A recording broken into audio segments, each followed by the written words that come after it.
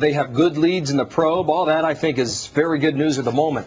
That lawmaker with me now, Michigan Republican Pete Hoekstra. He's the ranking member of the House Permanent Select Committee on Intelligence. And, sir, welcome back here to America's Newsroom. Just a quick comment on what you're hearing from Eric Holder. You don't hear comments like these unless there's progress, and it appears there is, sir.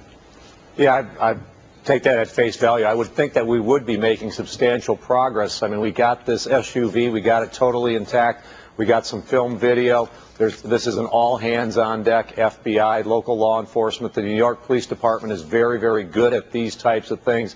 We've got the best people working this problem. I'm not surprised and would expect that we would be making very good progress. I am with you there, exactly on that. Between the mayor and the police commissioner and even the street vendor, as a matter of fact. Yesterday on Sunday, he said, look, we're taught these days, if you see something, you say something. And I saw something, and so I spoke up. There's the gentleman in the hat on screen now. Also getting this, New York City police have talked to the registered owner of the vehicle.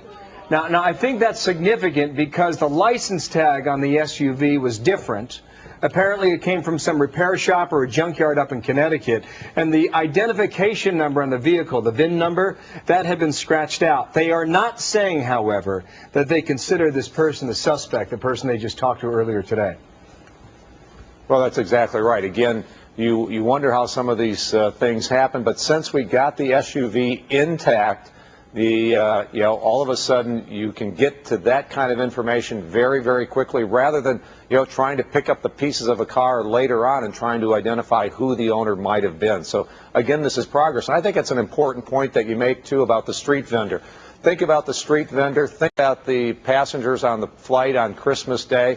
Both of these guys, all of these people perhaps were the difference between a major disaster and actually what happened, a failed terrorist attack. Compare that to how the Army responded to Major Hassan, where they saw all of these warning signs over a period of months and did nothing.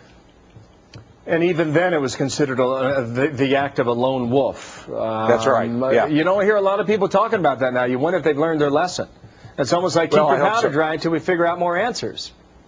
Well, I hope we've learned our lesson, and that we are also finding out that these lone wolves, that this really now is becoming the pattern of al-Qaeda or radical jihadist groups. It makes our problems much more difficult, and then it also highlights the importance of individual citizens, if they see something suspicious, to let the appropriate authorities know so that they can deal with it in a professional and in a legal way. In a broader scope here, we've been told locally that the Taliban or al-Qaeda had nothing to do with this. But yet you got the Taliban claiming responsibility or connection. What do you make of that? Why would they? Well, in one way, you take a look at it and say, why would you again take responsibility for a failed amateurish attempt? But it may, they may just want to say, hey, look, we're trying to strike at the heart of America. On the other side, you can also see that they may have had nothing to do with this, and they're just coming out and trying to say that they have this capability when they really do not have that capability. In that case, you're crying wolf too. Pete Hoekstra, thank you for your time in Detroit today. Hey, great. Okay, thank you, sir. Thank you.